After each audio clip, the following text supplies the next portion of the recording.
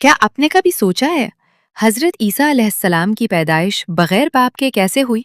और अगर किसी इंसान का बगैर वालिद के पैदा होना उसे अल्लाह का बेटा बना देता है, तो फिर हजरत आदम अलैहिस्सलाम का क्या मकाम होगा? क्योंकि हजरत आदम अलैहिस्सलाम तो ना माँ से पैदा हुए न बाप से।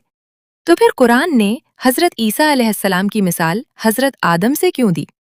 इस सवाल का जवाब सूरह आले इमरान की आयत नंबर 59 में मौजूद है।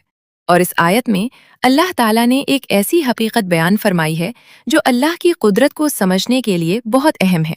आयत का तर्जुमा है, बेशक अल्लाह के नज़दीक ईसा की मिसाल आदम जैसी है।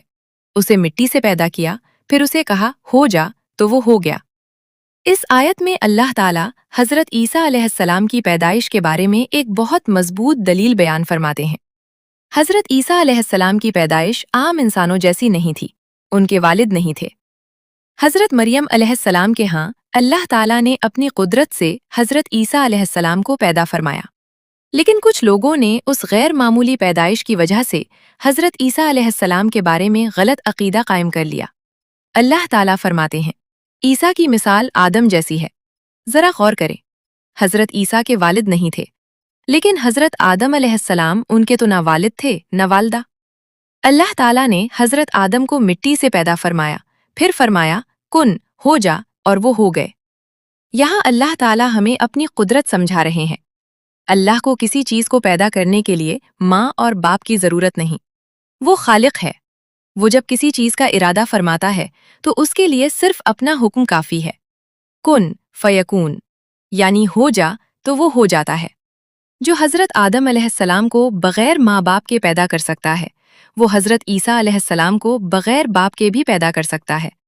इसलिए हजरत ईसा अलैहिस्सलाम की गैर मामूली पैदाइश उनके अल्लाह का बेटा होने की दलील नहीं, बल्कि ये अल्लाह की कुदरत की निशानी है। हम अक्सर कहते हैं, ये कैसे मुमकिन है?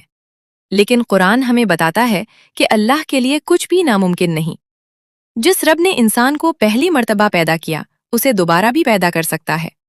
जिस रब ने हजरत आदम को मिट्टी से पैदा किया, वो हजरत ईसा को बगैर वालिद के पैदा कर सकता है। और वो हमारी जिंदगी के नामुमकिन नजर आने वाले हालात को भी बदल सकता है। इसलिए जब जिंदगी में कोई ऐसी मुश्किल आए जिसका हल हमें नजर न आए, तो मायूस न हो, क्योंकि हमारे रब के लिए कोई चीज मुश्किल नहीं। हजरत ईसा अलैहिस्सलाम की कहानी अभी खत्म नहीं हुई।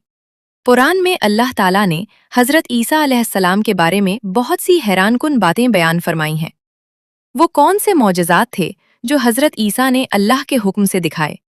और कुरान हजरत ईसा के बारे में